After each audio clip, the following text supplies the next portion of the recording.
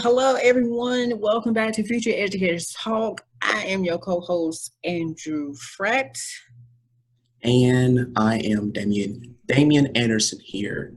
And as you can see, if you're watching this on our YouTube channel or you're listening to this on podcast, that our co-host KJ is not here with us, but trust me, you guys, he will be in the next episode with me. So I promise you that he will be in with me because Andrew, like he explained earlier into the season, that he'll be out in some episodes to take a break, to refresh, to restart. So I trust you guys. Next week's episode, KJ, he will be back on Future Educators Talk because probably some of you guys are wondering, well, he's only been in the second episode and then the special episode that we did with Mr. Darnell, Mr. Luther. And y'all probably wondering, where is he at? Well, you guys, we have been busy and he has as well. So I trust you guys that next week he'll be here with me. I promise you that. Yes. I just have to say that, just get that out, because I know we keep saying that in these episodes we've been doing that KJ will join us next week, and he hasn't. So I promise you guys he will join me next week. Okay. I just had to say that. Yes. So he will be here next week. Just like you said earlier, this episode will be my last episode before I take a break. Now, many of you have asked, I have been here since the very first episode, even the special episode with Coach Darnell, and you know, everybody's wondering, when are you going to take that break? Well, since I've been here since, ever since the beginning of the season, this will be my last episode. I will take a 8-episode leave, which means I'll be back for episode 18, and then I'll be back. But with all that news out the way, we have a returning special guest that is waiting on us. Actually, you may know him from season 2 if you watch, not watch. Well, actually watch. If you listen to the season 2 finale. He's a co-host of To Be Continued podcast. He's a host of More to Think's podcast. He's a teacher. He's a graduate of NCANT. So please welcome back to the one and only, let me see if I can bring him back on, Mr. Morrison. There he is. There he is. Yes. Hello, Mr. Morrison. Welcome back to our podcast. How are you doing? I'm doing well. How are you? I am well. Thank you so much for coming back on. So, thanks for having me. Yes. So my first question for you, because you was with us for our season 2 finale, and of course, we got some new listeners for this season. So why don't you tell us a little bit about who Mr. Brandon Morrison is? I should have prepared my elevator speech. So my name is Brandon Morrison. I am in my 7th year of teaching. I'm an elementary school teacher. I've taught 4th through 6th grade in those going on 7 years. Graduated from North Carolina A&T State University, so Aggie pride to all the Aggies out there, and have been in North Carolina all my life. So born and raised and still here teaching. Right. So my next question for you, since you are a teacher, what kind of like inspired you to become a teacher? Who influenced you on to becoming a teacher? Like any of your former teachers, your friends? Why don't you tell us what inspired you to want to be a teacher? I think it's a mix. When I look back on my life, I've always been a person who loves learning for the sake of learning. So I love learning about any and everything. And I think I kind of carry that with me as a teacher. But I think what I valued so much was the ability to kind of share information out and enlighten others on topics. And so I think going through elementary, middle, and high school, I had teachers that kind of allowed me to pursue that thrill of learning. But then I also started to experience moments where I was able to step into roles where I got to educate people. Like in high school, I was kind of put in the position to create our freshman orientation. So we were a small early college, so my teachers would let me plan the freshman orientation, get people together, plan out what we needed to do, and kind of take kids through that, or the freshmen through that.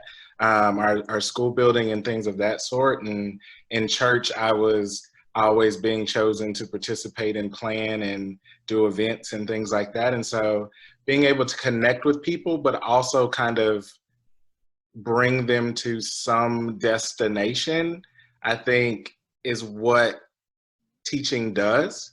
And so when I went to college, I had this idea that I was going to save the world through educating people. And so that's what I aim to do every day. And I think I have aspirations that stick with education no matter if I'm in a classroom for the rest of my career. But I just think it's always been in me in some type of way. And thankfully, I had people that kind of kept me in that path all my life. Yes, especially because you don't want those negative people to, steer that away from you. So it's really important. I think we talked about this too, Damian, earlier in the episode. Them negative people out the door, because positive people only, because they want you to succeed. They want you to see you grow. So it's very important to have those people in your life. Exactly. Yeah, I had those in and out of my family. Teachers don't make a lot of money. They're not respected overall and things like that. But, at the end of the day, I think what your purpose is, or the benefits of education, far outweigh what a few dissenters can try to do to you. And that's what you gotta have to keep focused on. Like, what I'm doing is bigger than me, and it's bigger than the haters or the doubters that are, sometimes in your group that, like you said, you have to weed out and get them out. Mm-hmm. Mm-hmm. I guess it's my turn to ask the question, because Damien's quiet. Because I know I asked him some good questions here. The first question, well, the other question that I have is, what do you wish you have known 10 years ago? So 10 years ago, I would have just been about to enter college, or entering college my freshman year. So 10 years ago, I think I would have loved to know how capable I am. I think I'm my own biggest critic, and I think I've always been very, very hard on myself, and mistakes were big to me. And I made a lot of them, but they were just all big to me. And so I think it kind of caused me to kind of doubt what I was able to do. And I think my college experience would have been even further enhanced. It was great, but I think I would have been able to enhance it if I just fully believed in myself. And coming into the teaching arena, I think I would have advocated more in the early years. Usually you come in and you're a novice to the profession, and you kind of sometimes let people run all over you or make you feel like your ideas don't carry as much weight. So I think 10 years ago, if I knew when I stepped on the A&T's campus that in 4 years I was going to come out being a very capable teacher, but also understanding the bigger picture, I think I would be even stronger in the profession now. But I'm still happy with where I am. That's a pretty interesting, good answer right there. Good answer, man. Um, well, what advice would you give someone that wants to pursue a career like us, like me and Damian, in that profession? Two things that I usually tell, and again, this is only my 7th year, so I still consider myself new to the game. Mm-hmm. But I will say two things. One, you cannot save everyone. And that has been the hardest thing to accept, because when I step into a classroom, I tell myself, that I'm coming in here to make sure all of my kids grow and all of them are successful and things like that. And sometimes there's just so many barriers that you cannot tear down in a year.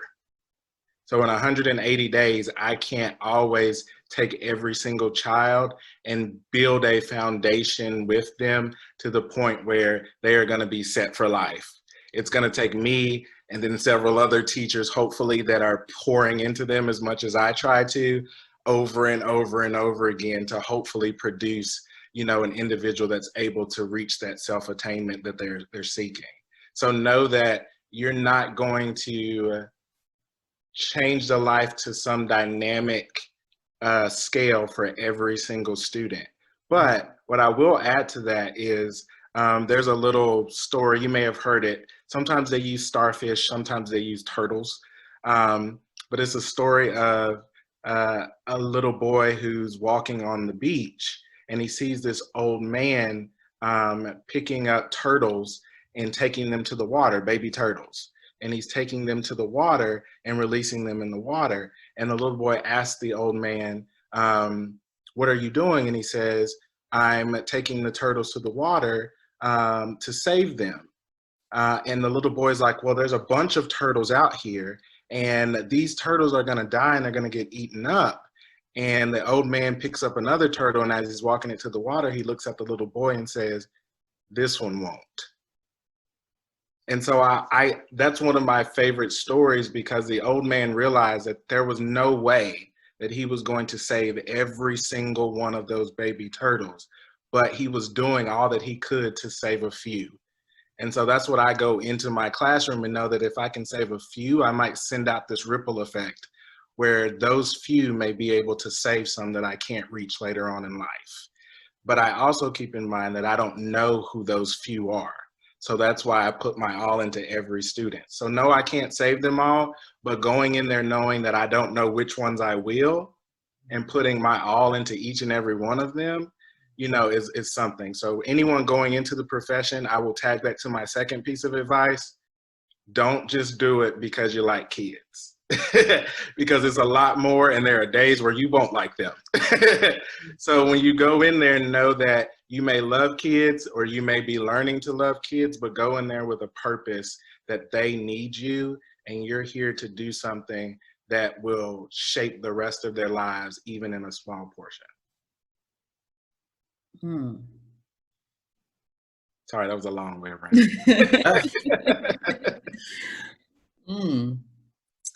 Oh man, Daniel?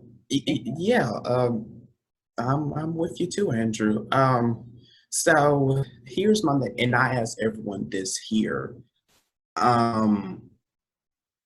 What could you do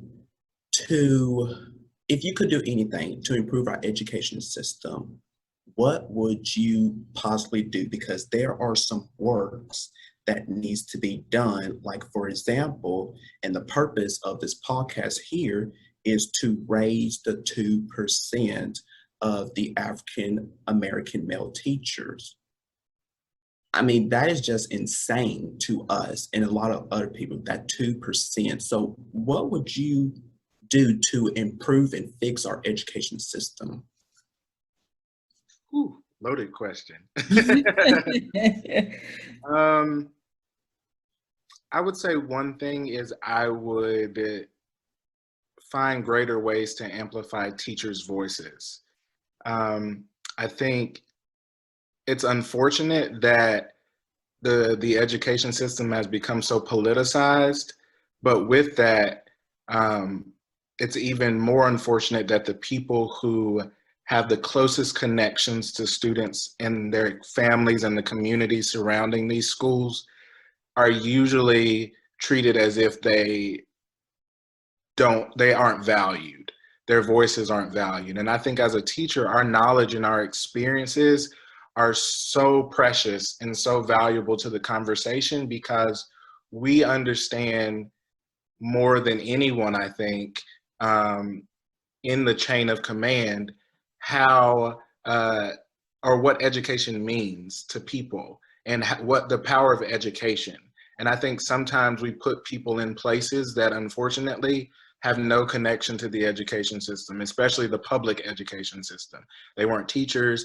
They went to school, yes, because it was the law, but then they went into politics because, you know, that's sustainable and you can kind of get in there for a while and do what you want. And we kind of see that now, especially speaking for the North Carolina government right now. We can see the pressures that's been put on our governor, who is quite pro-education. But I think I would love to get more teachers into office so that we can really promote policies and push for policies that create the change that we know the students and the teachers and all the other staff members that work in the school system deserve. It shouldn't be a battle to take care of children. It shouldn't be a debate to take care of children. We shouldn't have had to protest to senators to give us a waiver to feed our kids, you know, and things like that irk my spirit really deeply, because to me, when you try to politicize humanity, you're going down a path that's going to create a next generation of not only unprepared citizens to continue your society, but you're also going to leave them in such an imbalance that America can't survive. The world can't survive. You know, we're pushing kids to be competitive with hunger, you know, with poverty. We're pushing kids to try to be this ideal human being, but we're not putting any resources behind them or the bare minimum. But we are giving tax breaks to billionaires. We're doing all of these other things that we don't usually think filter into education, but it does. It does. So again, long story short, get as much politics out of education as possible, and what you can't get out of it, put teachers in those places with the voices that are going to advocate for what really needs to happen.